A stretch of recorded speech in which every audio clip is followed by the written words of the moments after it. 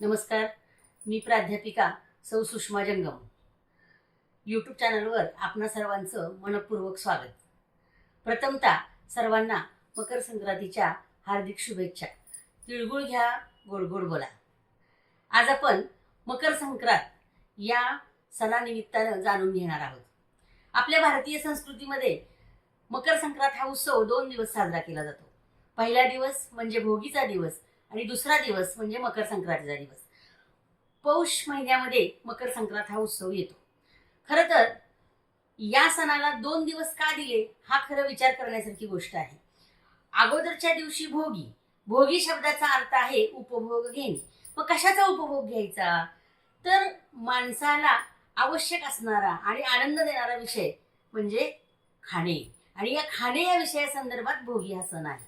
या दिवशी आपण याच ऋतूत पिकणाऱ्या भाज्या, मग हरभरा, वाटाणा, घेवडा, पावटा, गाजर या विविध प्रकारच्या भाज्यांचा समावेश करून एकत्रित भाजी तयार करतो. आणि या दिवशी शेतातून येणारी बाजरी, तिची भाकरी, शेतातून येणारे तीळ त्या बाजरीच्या भाकरीला लावून बाजरीच्या भाकरी बरोबर ही मिक्स भाजी खाल्ली जाते आणि म्हणून तिचा यथेच्छ उपभोग घेतला जातो. म्हणून या सणाला भोगी असं म्हटलं जातं. भोगी या सणाबद्दल आणखीन एक सांगितलं जातं की या दिवशी इंद्राची पूजा केली जाते. आपल्या महाराष्ट्रामध्ये नाही, पण बाहेरच्या राज्यांमध्ये इंद्राची पूजा केली जाते. आणि म्हणून हा सण, कारण इंद्र देवता ही शेती पिकवणारी देवता मानली जाते आणि म्हणून याला भोगी असं म्हटलं जातं. दुसरं एक असं की आपल्या भारतीय संस्कृतीमध्ये जुने लोक आपले सांगतात की भोगीच्या दिवशी डोक्यावरून स्नान करावं. खरं तर याचा काहीच अर्थ लागत नाही, पण जुन्या लोकांनी हे का सांगितलं तर असं म्हणतात की डोक्यावरून स्नान करण्यानं तुमच्याकडे असणारी नकारात्मक शक्ती निघून जाते. काहीतरी त्याच्यामध्ये तथ्य असावं, आपण त्याचा अनुभव जरूर घ्यावा. दुसरा दिवस जो येतो तो मकर संक्रांतीचा दिवस हा आपणा सर्वांसाठी अत्यंत महत्वाचा दिवस. खरं तर हा सण प्रत्यक्षात अगोदर 5 दिवस सुरू होतो. 5 दिवस कशाने सुरू होतो तर आपल्याकडे परंपरा आहे की अगोदर 5 दिवस घरातल्या छोट्या मुली, मोठ्या मुली किंवा स्त्रिया 5 कुटुंबांमध्ये जातात आणि 5 कुटुंबांमध्ये जाऊन सकाळ सकाळी सर्वांना हळदी कुंकू देऊन खरं तर सणाचं महत्व सांगून येतात. पण आता फक्त हळदी कुंकू लावण्याची पद्धत सुरू आहे. 5 घरांमध्ये आल्यानंतर मग आंघोळ केली जाते. मग आंघोळ केल्यानंतर तीळ बारीक वाटून ते दुधामध्ये घालून ते अंगाला लावून, म्हणजे आपण साबण वापरतो त्याऐवजी ते जर अंगाला लावले तर त्वचा आपली स्निग्ध होते आणि त्यामुळं तिळाचा वापर करून स्नान करावं असं सांगितलं जातं. दुसरं असं की नंतर मकर संक्रांतीचा जो सण आहे तो मकर संक्रांतीचा सण संपूर्ण भारतभर साजरा केला जातो. याला निसर्गाचा उत्सव असंही म्हटलं जातं. निसर्गाचा उत्सव का तर याच दिवशी सूर्य मकर राशीत प्रवेश करतो. तर मकर राशीत प्रवेश करतो त्याबरोबर तो हळूहळू पृथ्वीचं परिभ्रमण हे उत्तरेच्या दिशेनं सुरू होतं. त्याला उत्तरायण असं म्हटलं जातं. आणि मग असं मानलं जातं की उत्तरायणामध्ये जर मृत्यू आला तर तो भाग्याचा समजला जातो. त्या दिवशी उत्तरायणामध्ये मृत्यू आला तर त्या दिवशी मोक्ष मिळतो असंही मानलं जातं. त्यामुळे हा निसर्गाचा उत्सव आहे असंही म्हटलं जातं. याचं आणखीन एक कारण की याच ऋतूमध्ये विविध प्रकारच्या भाज्या, पालेभाज्या आणि धान्य सुद्धा शेतकऱ्याकडून बाजारात आलेलं असतं. हे एक महत्वाचं म्हणून त्याला निसर्गोत्सव म्हटलं जातं.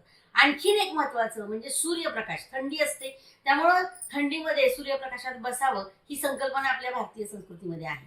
आणि हा मकर संक्रांतीचा सण अंधारावर प्रकाशाचा विजय मानला जातो. या दिवसापासून हळूहळू अंधार कमी होतो, म्हणजे जी रात्र मोठी असते ती छोटी व्हायला लागते आणि दिवस मोठा व्हायला लागतो अशी ही संकल्पना सुरू होते. तिसरं असं की याच दिवशी वेगळी परंपरा आपल्याला पाहायला मिळते. तर काय पाहायला मिळतं तर या दिवशी तिळगुळाची पोळी केली जाते. आपण नेहमी सणाला पुरणपोळी करतो, पण तिळगुळाची पोळी करावी हा रिवाज आहे. आता सर्वत्र किंवा संपूर्ण कुटुंबांमध्ये केलं जातं असं नाही, पण बऱ्याच कुटुंबांमध्ये तिळाच्या पोळ्या केल्या जातात, तिळाच्या वड्या केल्या जातात. म्हणजे तीळ आणि गुळाचा वापर करून वडी बनवली जाते. तर तीळ ही स्निग्धता देतात आणि गुळ हा पौष्टिकता देतो.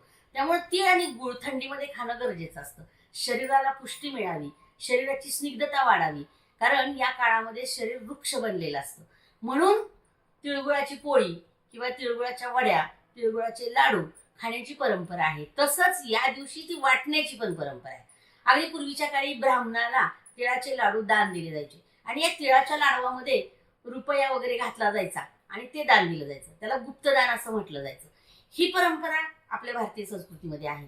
मग या दिवशी तिळगुळाचं महत्व सांगितलेलंच आहे.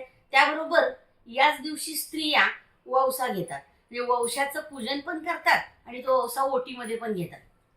आता हे का आलं तर बारकाईनं हा सण स्त्रियांसाठीच आहे पाहायला गेलं तर लक्षात येतं.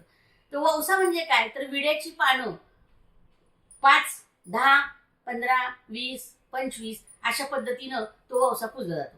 म्हणजे 5-5 पानांचा किंवा 2-2 पानांचे 5 विडे, 5-5 पानांचे 5 विडे किंवा 2-2 पानांचे 10, 25 असे पूजले जातात. त्याच्यावर खारी, खोबरं, सुपारी, लवंग, वेलची अशा प्रकारे ठेवलं जातं आणि याची पूजा केली जाते. आता ही पूजा करायची आणि मग संध्याकाळी तो जो वौसा पूजलेला असतो तो ओटीमध्ये, त्या घरच्या कर्त्या स्त्रीच्या ओटीमध्ये किंवा जिचा वौसा पूजलेला आहे तिच्या ओटीमध्ये दिला जातो. याच जोडीनं संक्रांती पूजल्या जातात. संक्रांती म्हणजे ज्याला आपण मडकी म्हणतो, ही 5 मडकी पूजली जातात. या 5 मडक्यांवर एक पंती असते आणि एक ह्याच्यावर झाकण ते ठेवलेलं असतं ते असतं. त्याच्यामध्ये पण आपण या ऋतूमधले ऊस, बोरं किंवा पावटा, घेवडा हे सगळं साहित्य टाकून त्याची पूजा करतो. त्याला सुगड असं म्हटलं जातं, त्याला सुगडाची पूजा असं म्हटलं जातं. कारण इथून पुढं थंडी संपली की उन्हाळा सुरू होतो आणि मग थंड पाण्यासाठी या गोष्टी, आणि यालाच संक्रांती असं म्हटलं जातं. संक्रांतीचा दुसरा अर्थ सम्यक क्रांती. सम्यक क्रांती म्हणजे संघक्रांती. तर संघक्रांती म्हणजे काय तर या कलियुगामध्ये संघशक्ती अत्यंत महत्वाची आहे. म्हणजे एका माणसानं काम करायला गेला किंवा एका माणसानं कुठली गोष्ट करायची म्हटलं तर ती पटकन होत नाही. पण 4 लोक एकत्र आले तर या कलियुगामध्ये ते काम झटपट होऊ शकतं. मग ते दैवी कार्य असेल, समाजकार्य असेल किंवा राजकीय काम असेल, पण हे संघानं एकत्र केल्यानंतर होऊ शकतं. त्यामुळे संघशक्ती कलियुग आहे असं म्हटलं जातं. म्हणजे ही सम्यक क्रांती संक्रांतीपासून करावी, संकल्प करावा संक्रांती दिवशी आणि चांगल्या विचारांचं काम सुरू करावं, हेही आपल्याला संक्रांत शिकवते. दुसरं असं की मी तुम्हाला वौशाबद्दल सांगितलं. हा वौसा संध्याकाळी ओटीत घेतल्यानंतर अशी एक परंपरा आहे की एकीनं दुसरीला ते आपल्याकडचं सुगड द्यायचं किंवा हळदी कुंकू लावून काही जणी आपल्यातला एक वौसा दुसरीला देतात, हे पण करतात. याचं कारण काय तर किमान माझ्या आईकडून आलेला जो वसा आहे, ज्यावेळी लग्न होतं त्यानंतरच वौसा पूजला जातो. म्हणजे लग्न झाल्यानंतर ती मुलगी माहेरी जाते आणि माहेरून आईचा जो वौसा असतो तो घेऊन येते. मग आईचा 5चा असेल, आईचा 25चा असेल तर त्याप्रमाणे तो घेतला जातो.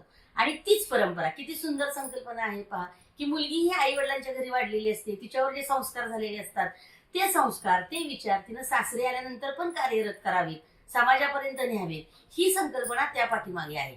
आणि म्हणून तो वौसा किंवा तो वसा माहेरून सासरी आणायचा आणि तो सासरी चालवायचा असं म्हटलं जातं, तो वारसा चालवायचा असं म्हटलं जातं. आणि त्यामुळे तो वौसा ओटीत घेतला जातो किंवा सुगडाच्या मदतीनं दुसऱ्यापर्यंत पोहोचवला जातो. हे झालं वौशाच्या संदर्भातलं. आणखीन एक परंपरा आपल्याकडे आहे ती म्हणजे पतंग उडवण्याची. आता ही संपूर्ण भारतभर परंपरा आहे. जास्त करून मध्य प्रदेश, उत्तर प्रदेश, इकडं दक्षिणेकडे सुद्धा तमिळनाडूमध्ये वगैरे पतंग उडवले जातात. आता आपल्याकडे महाराष्ट्रामध्ये, गुजरातमध्ये सुद्धा पतंग उडवण्याची पद्धत आली.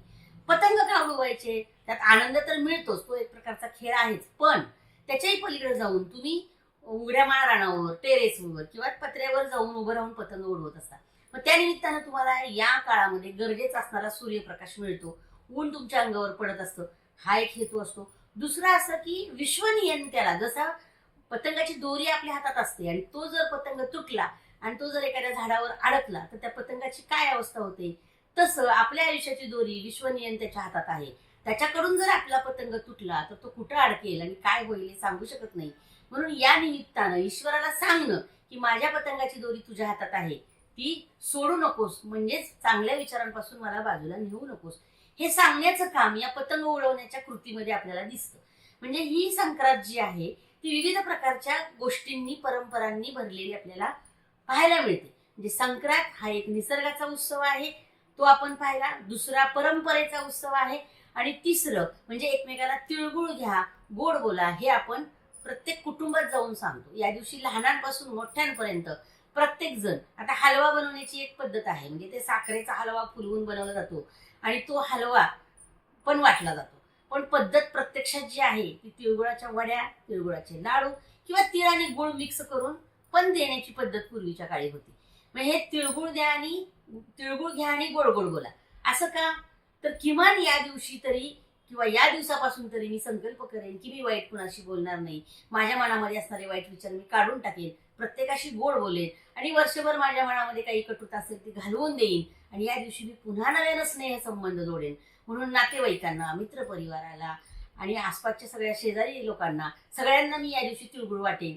ही आपली पद्धत आहे किंवा ही आपली परंपरा आहे. हा एक सुंदर असा संदेश मकर संक्रांतीच्या निमित्तानं आपल्याला मिळतो आणि हा संकल्प करणं किंवा हा संदेश समाजापर्यंत घेऊन जाणं ही संक्रांतीची खरं तर महत्वाची गोष्ट आहे किंवा हा खरं तर संक्रांतीचा उत्सव आहे.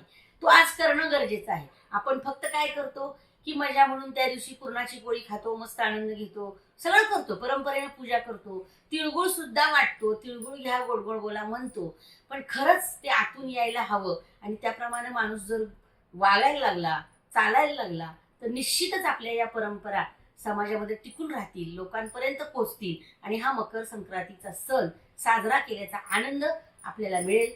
तेव्हा हा मकर संक्रांतीचा उत्सव आपण आनंदाने साजरा करूया आणि जाता जाता एवढंच म्हणूया की संक्रांतीचा काळ सुमंगल, क्रांतीचे आव्हान रे. संक्रांतीचा काळ सुमंगल, क्रांतीचे आव्हान रे. भक्तीच्या शक्तीने त्याला दाखवू आपुले प्रेम रे, दाखवू आपुले प्रेम रे. धन्यवाद. तिळगुळ घ्या, गोड गोड बोला.